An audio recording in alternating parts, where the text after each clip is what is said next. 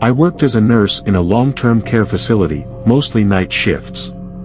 It was a quiet job, usually just routine checks and paperwork, but there was one patient, Mrs. Harrison, that still haunts me. Mrs. Harrison had been at the facility for years. She was in her late 80s, nonverbal, and bedridden. The other nurses said she was gone, mentally speaking, staring blankly at the ceiling all day. But her medical records told a darker story. Before she had lost her ability to speak, she used to talk about seeing shadows in her room. She claimed that something watched her, especially at night. The doctors dismissed it as dementia, but after a while, the staff stopped working her case that night if they could avoid it. One night, I was covering a double shift and was assigned to her wing.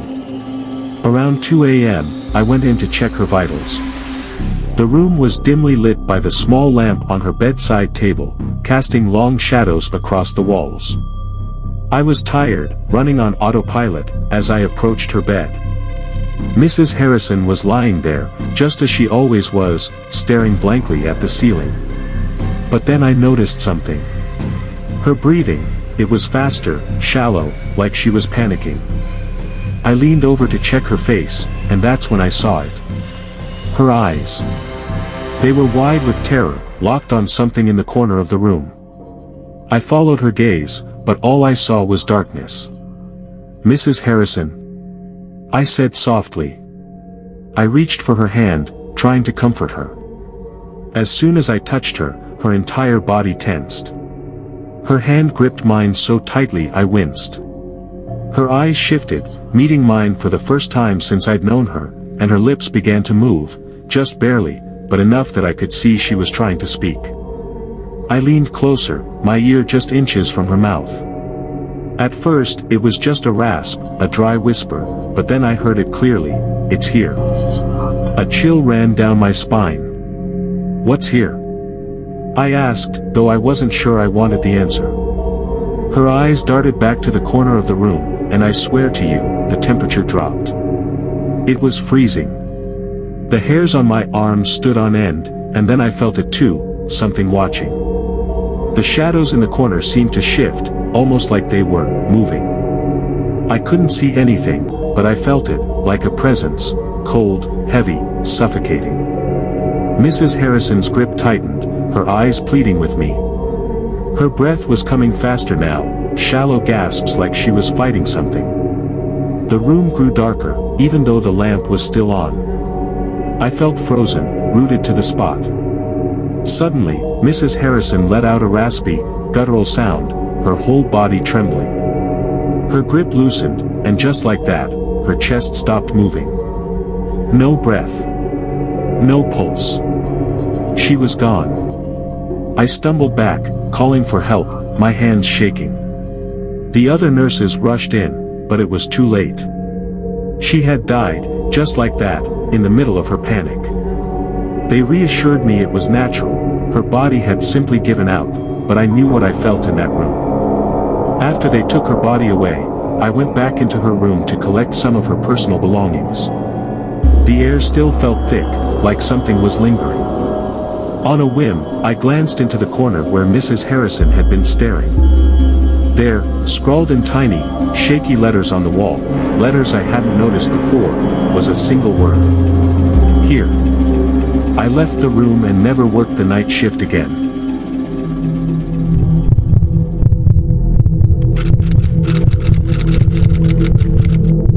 I used to work the night shift at a small, rural hospital. The kind of place where you could go hours without seeing another person, except maybe a nurse making rounds or a janitor mopping the empty hallways. It was quiet, almost peaceful, until it wasn't. One night, I was stationed in the ER, but things had been dead all evening. Not a single patient had come through the doors. Around 3 a.m., I decided to make a round through the floors, just to stay awake. The hospital was a single-story building, and with only a handful of patients that night, most of the wings were empty and dark. I had my flashlight with me, even though the hallway lights were on low. As I passed through the north wing, I started to feel uneasy. There was something about that wing, something that always felt wrong. People had talked about it being haunted for years. Nurses would whisper about hearing voices in empty rooms, or seeing shadowy figures moving down the halls when no one was there. I'd always laughed it off, never experiencing anything myself. But that night, I wasn't laughing. I was walking past one of the closed patient rooms when I heard it, a soft, low sound. A voice. It was coming from behind the door. I froze, my heart immediately in my throat. That room had been empty for days. Slowly, I stepped closer, pressing my ear to the door. The voice was clearer now, whispering in a tone too low to make out words. It didn't sound panicked or in distress, just speaking. I hesitated, but I had to check. I twisted the doorknob and slowly pushed the door open, shining my flashlight inside. The room was empty, just as I'd expected. No patients, no visitors, nothing. But as the beam of my flashlight moved across the room, it stopped on something that made my blood turn to ice. There, sitting in the middle of the bed, was an indentation, as if someone had just been sitting there moments before. The sheets were crumpled, pushed down by the weight of a body, but there was no one there. I stepped backward, my mind racing, and that's when I heard it again. The voice. But this time, it wasn't coming from the room, it was behind me. I turned, my flashlight shaking in my hand, but the hallway was empty. Just me, the flickering overhead lights, and that voice, now repeating itself over and over, clearer and closer with each word.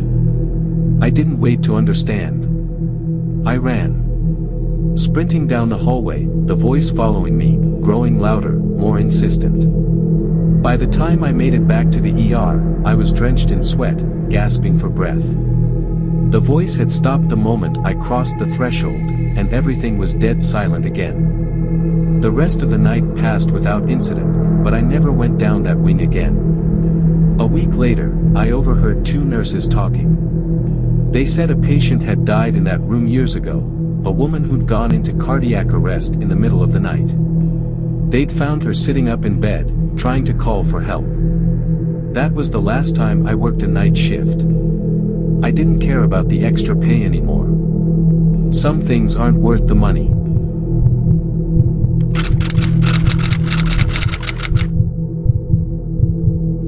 There was a nurse I worked with named Sarah, and she had an experience that none of us could ever quite explain. It was during the day shift in an old rehabilitation hospital that had once been a psychiatric facility decades before.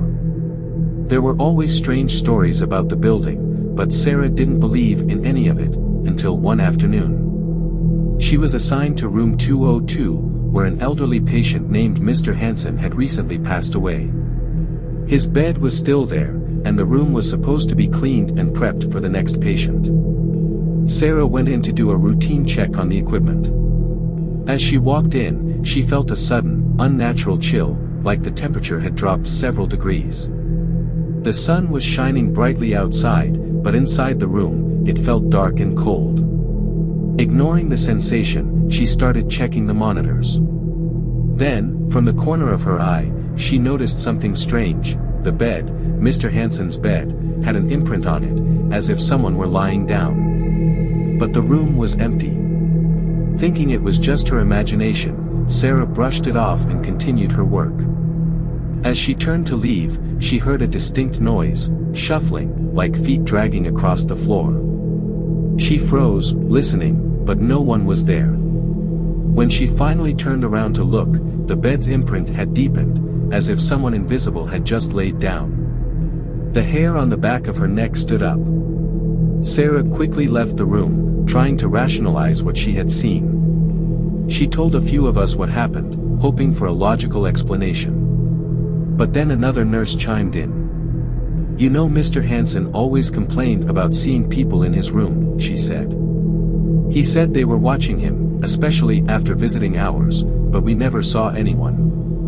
Later that day, the cleaning crew went into room 202, and I asked them if they noticed anything strange. One of them gave me a strange look and said, "We don't like going in there. It always feels like someone's still in the bed, even when it's empty." After that, Sarah refused to work in room 202 again. None of us could explain the bed imprint or the cold, but after Mr. Hansen's death, something about that room just never felt right.